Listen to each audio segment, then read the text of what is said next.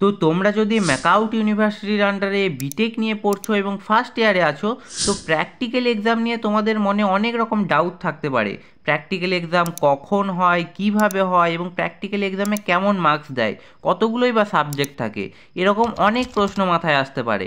তো এই সমস্ত প্রশ্নের উত্তর তুমি এই ভিডিওতে পেয়ে যাবে, তো ভিডিওটিকে বিনা স্কিপ করে সম্পূর্ণ দেখো। তো ফার্স্ট ইয়ারে দুটো সেমিস্টার থাকে, ফার্স্ট সেমিস্টার আর সেকেন্ড সেমিস্টার। ফার্স্ট সেমিস্টারে তিনটে সাবজেক্ট থাকে, একটা হচ্ছে ফিজিক্স, বেসিক ইলেকট্রিক্যাল আর ওয়ার্কশপ। কারোর কারোর ফিজিক্সের পরিবর্তে এখানে কেমিস্ট্রি থাকতে পারে।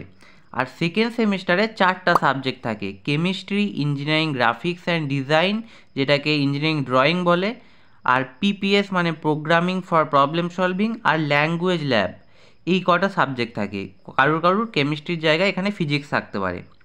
তো ফার্স্ট সেমিস্টারে ফিজিক্সের ল্যাবরেটরি যেরকম হয়, কিছু এক্সপেরিমেন্ট থাকে, সেখানে তোমাকে ল্যাবে প্রেজেন্ট থাকতে হবে, অ্যাটেন্ডেন্স ম্যাটার করে, এবং ল্যাব কপি তোমাদের যেটা লেখায় সেই ল্যাব কপি চেক হয়, ওখানের ভিত্তিতে তোমাকে কিছু মার্কস দেওয়া হয়। তো তোমাকে জাস্ট ল্যাব কপি কমপ্লিট করতে হবে, এক্সপেরিমেন্টগুলো ঠিকভাবে বুঝতে হবে, আর অ্যাটেন্ডেন্স মেনটেন করতে হবে ফিজিক্স ল্যাবরেটরিতে। আর বেসিক ইলেকট্রিক্যালেতেও তাই, এখানেও কিছু এক্সপেরিমেন্ট করানো হয়, সেম জিনিস। আর ওয়ার্কশপ, মেকানিক্যাল ওয়ার্কশপ, এখানে তোমাকে কাঠ কেটে কিছু নির্দিষ্ট স্ট্রাকচার বানাতে হয়, এবং এখানে লোহাও কাটা করায়, এরকম ধরনের অনেক কাজ হয় ওয়ার্কশপে। তো এই তিনটে যে সাবজেক্ট আছে, এটা ফার্স্ট সেমিস্টারে থাকে। কারোর ফিজিক্সের জায়গায় কেমিস্ট্রিও থাকতে পারে, অন্যান্য যারা সিএসসি আইটি ছাড়া অন্যান্য ডিপার্টমেন্টে আছে তাদের।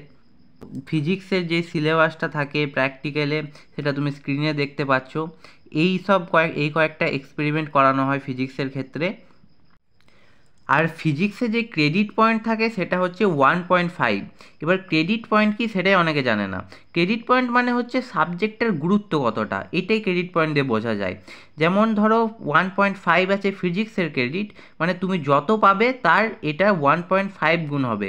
ধরো তুমি ফিজিক্সে 10-এ 10ই পেয়েছো, মানে 10 পয়েন্টার্স থাকে, তাতে তুমি 10ই পেয়েছো, তাহলে তোমার 10 ইন্টু 1.5 ইকুয়াল টু 15।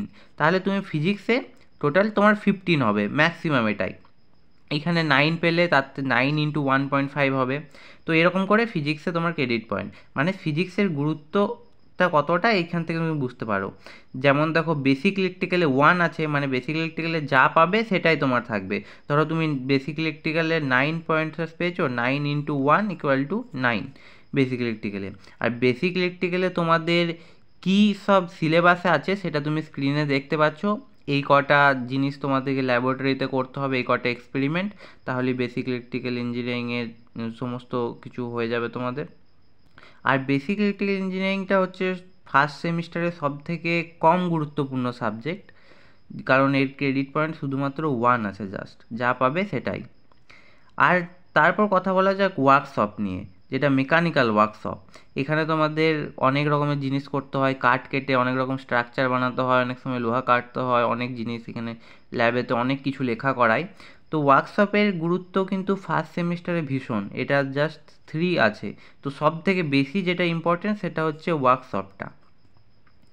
তো ওয়ার্কশপে কী কী তোমাদের করতে হবে সেটা তুমি স্ক্রিনে দেখতে পাচ্ছ। তো এই কটা এক্সপেরিমেন্ট তোমাদেরকে ওয়ার্কশপে গিয়ে করতে হবে। আর ওয়ার্কশপে তুমি যাই পাবে সেটা তোমার 3 গুণ হবে। ধরো তুমি 9 পেয়েছো, 9 ইন্টু 3 27 মার্কস। তো এরকম করে ওয়ার্কশপে যত পাবে তোমার সিজিপিএ তত বেশি হবে। তো এই সাবজেক্টটা কিন্তু বেশি গুরুত্বপূর্ণ। বেসিক ইলেকট্রিক্যাল ফিজিক্সের থেকে সব থেকে বেশি গুরুত্বপূর্ণ হচ্ছে ওয়ার্কশপ ফার্স্ট সেমিস্টারে। তো এবার আসা যাক সেকেন্ড সেমিস্টার নিয়ে। সেকেন্ড সেমিস্টারে তোমাদের 4টে সাবজেক্ট থাকে, কেমিস্ট্রি, কারোর এখানে ফিজিক্স থাকতে পারে, আর ইঞ্জিনিয়ারিং গ্রাফিক্স অ্যান্ড ডিজাইন, যেটাকে ইঞ্জিনিয়ারিং ড্রয়িংও বলে, একটা হচ্ছে পিপিএস যেটা প্রোগ্রামিং ফর প্রবলেম সলভিং, আর একটা হচ্ছে ল্যাঙ্গুয়েজ ল্যাব। এই প্রত্যেকটা জিনিসকে নিয়ে ভিডিওতে ডিটেলস আলোচনা করা হবে, যে এই প্রত্যেকটা সাবজেক্টে কী কী পড়ানো হয়। তো কেমিস্ট্রি ল্যাবে বিভিন্ন ধরনের এক্সপেরিমেন্ট হয় ফিজিক্সের মতনই, তোমাকে এখানেও ল্যাব কপি তৈরি করতে হবে, অ্যাটেন্ডেন্স মেনটেন করতে হবে, এবং কেমিস্ট্রি ল্যাবে যেসব এক্সপেরিমেন্টগুলো তোমাদের করতে দেবে সেগুলোকে ভালো করে পড়তে হবে। তো তুমি স্ক্রিনে দেখতেই পাচ্ছ এই সব এক্সপেরিমেন্ট তোমাদেরকে কেমিস্ট্রি ল্যাবে করতে হবে। কেমিস্ট্রি ল্যাবের ক্রেডিট হচ্ছে 1.5 ফিজিক্সের মতনই।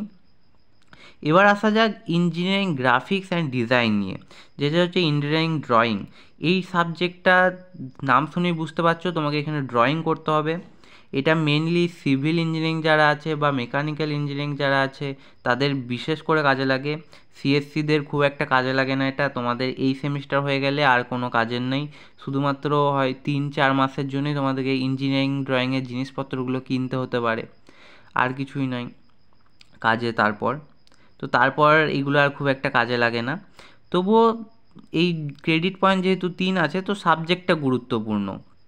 তো ইঞ্জিনিয়ারিং গ্রাফিক্স অ্যান্ড ডিজাইন বা ইঞ্জিনিয়ারিং ড্রয়িংয়ে তোমাদের অনেক ধরনের ইনস্ট্রুমেন্ট লাগে, যেমন ড্রাফটার, স্কেল, তো হ্যান ত্যান অনেক জিনিস লাগে, যে আর জিওমেট্রি বক্সে যেসব জিনিস থাকে সেগুলো তো লাগেই। তো এই সব জিনিস নিয়ে তোমাকে অনেক ধরনের ইঞ্জিনিয়ারিংয়ের ডিজাইন বানাতে হবে, ড্রয়িং করতে হবে, ওটাই ইঞ্জিনিয়ারিং ড্রয়িংয়ের মেন জিনিস, আর কিছুই নয়। আর ওগুলো আর্ট পেপারের মতো একটা বড় জায়গা থাকে, সেগুলোতে তোমাকে লিখতে হবে। তো 4-5টা করলেই হয়ে যায়, আর বেশি ইয়ে থাকে না, 3-4 মাস সময় থাকে, এর মধ্যে আর কি করা যাবে। আর ইঞ্জিনিয়ারিং গ্রাফিক্স অ্যান্ড ডিজাইনে তোমাদের কি কি সিলেবাস আছে বা ল্যাবরেটরিতে কি কি তোমাদের আঁকতে হবে বা করতে হবে, সেই জিনিসটা তুমি স্ক্রিনে দেখতেই পাচ্ছ। এই সব জিনিসগুলো তোমাদের এক্সপেরিমেন্টে করতে হবে। তো এইসব জিনিসের ছবিগুলো তোমাদের আঁকতে হবে এবং এইসব বিষয়গুলো সম্পর্কে জানাবে তোমাদের। তো এবার আসা যাক পিপিএস সাবজেক্ট নিয়ে, যার ফুল ফর্ম হচ্ছে প্রোগ্রামিং ফর প্রবলেম সলভিং। তো ফার্স্ট ইয়ারে প্রথমবার তোমাদের কম্পিউটারের মুখ দেখানো হবে এই সাবজেক্টটা দিয়ে, যেখানে একদম বেসিক লেভেলের কোডিং শেখানো হবে, একদম সি ল্যাঙ্গুয়েজের একদম বেসিক শেখানো হবে, কম্পিউটারের কম্পোনেন্ট সম্পর্কে একটু আইডিয়া ওইসব দিতে পারে, তো একদম বেসিক। পিপিএসে তোমাদের কি কি শেখানো হবে সেটা তুমি স্ক্রিনে দেখতেই পাচ্ছ, তোমাদের এই সব সিলেবাস আছে ল্যাবরেটরিতে, এবং এর ক্রেডিট পয়েন্ট হচ্ছে 2। তো এই সাবজেক্টটাও মোটামুটি ইম্পর্টেন্টই বলতে গেলে। আর যারা সিএসসিতে আছো তাদের তো বেসিকটা জানা খুবই দরকার, এই সাবজেক্টটা পড়েই জানতে পারবে তুমি, তারপর তোমাদের নেক্সট আরও কাজে লাগবে এটা। তো এরপর আসা যাক ল্যাঙ্গুয়েজ ল্যাব। ল্যাঙ্গুয়েজ ল্যাবটা কি? ল্যাঙ্গুয়েজ ল্যাব কিছুই না, এটা হচ্ছে ওই ইংলিশই। ইংলিশে তোমাদের অফিসিয়াল একটু এনভায়রনমেন্টে কীরকমভাবে কথা বলতে হয় ওরকম টাইপের বেসিক কিছু জিনিস শেখাবে। তারপর কিছু ডিবেট করাতে পারে ল্যাঙ্গুয়েজ ল্যাবরেটরিতে। ধরো দুটো গ্রুপ বানানো হলো, সেই গ্রুপের মধ্যে কোনো একটা টপিক দেওয়া হলো যে তুমি এই টপিকটা নিয়ে বলো, ওই টপিকটা নিয়ে বলো, হ্যান ত্যান করাতে পারে। তারপর প্রথমেই তোমার ইন্ট্রোডাকশন চাইতে পারে, যে অফিসিয়ালিভাবে কী করে ইন্ট্রোডাকশন তোমার দিতে হয় সেটা বলে দেখা, ওরকম অনেক জিনিস করতে পারে। তো ওই সব জিনিসটি ল্যাঙ্গুয়েজ ল্যাবে তোমাদের সিলেবাসটা তুমি স্ক্রিনে দেখতেই পাচ্ছ, এইগুলো তোমাদের ল্যাঙ্গুয়েজ ল্যাবে হবে। তো ফার্স্ট ইয়ারে তোমাদের এত সব জিনিসপত্র আছে। তো এরপর আছে তোমাদের প্র্যাকটিক্যাল এক্সাম কখন হয়। প্র্যাকটিক্যাল এক্সাম যখন তোমাদের মেন থিওরি এক্সামটা হবে তার কিছুদিন পরেই মেন প্র্যাকটিক্যাল এক্সামটা হয়। আর প্র্যাকটিক্যাল এক্সামে তোমাদের ভাইবা হয়, এবং যেই ল্যাব কপিটা এতদিন ধরে লিখেছো বা চেক করিয়েছো সেটা জমা নেয়। আরও ধরো তোমার অ্যাটেন্ডেন্স ম্যাটার করে। তো এসব অনেক জিনিস হয়, কিন্তু অনেকে ভাইভাতে কিচ্ছু উত্তর দিতে পারে না, এবং এটা ভীষণ নর্মাল জিনিস। তো অনেকের প্রশ্ন থাকে যে কিচ্ছু তো পারিনি ভাইভাতে, কেমন মার্কস পাবো আমি? তো এটা নিয়ে চিন্তা করার কিচ্ছু নেই, একদম কিচ্ছুই নেই। কারণ ল্যাবরেটরি যত এক্সাম আছে, যত সাবজেক্ট আছে, প্রত্যেকটাতে সবাই ভালো মার্কস পেয়ে যায়। যে ধরো ল্যাবরেটরির এক্সামে সব থেকে ভালো পারফর্ম করেছে আর যে কিছুই পারেনি, তাদের দুজনের মধ্যে ডিফারেন্স হয়তো 7 থেকে 8 নাম্বার, কি ম্যাক্সিমাম হয়তো 10 নাম্বারের ডিফারেন্স থাকে। খুব একটা ডিফারেন্স তাদের মধ্যে কিছু থাকে না। তো তুমি ধরো কিছুই পারোনি, আর যে সব থেকে বেশি পেরেছে, তাদের নাম্বারের মধ্যে খুব একটা গ্যাপ হয় না। যতই এবার বলতে পারো যে তোমাদের কলেজ হয়তো ভালো নয়, আমাদের কলেজে নাম্বার দেয় না, অন্যান্য কলেজে দিতে পারে, তো এমনটা নয়। তুমি যেই কলেজই হোক, ম্যাকআউটের আন্ডারে যত কলেজ আছে প্রত্যেকেই ল্যাবরেটরি এক্সামে অন্তত ভালো মার্কস দিয়ে দেয়।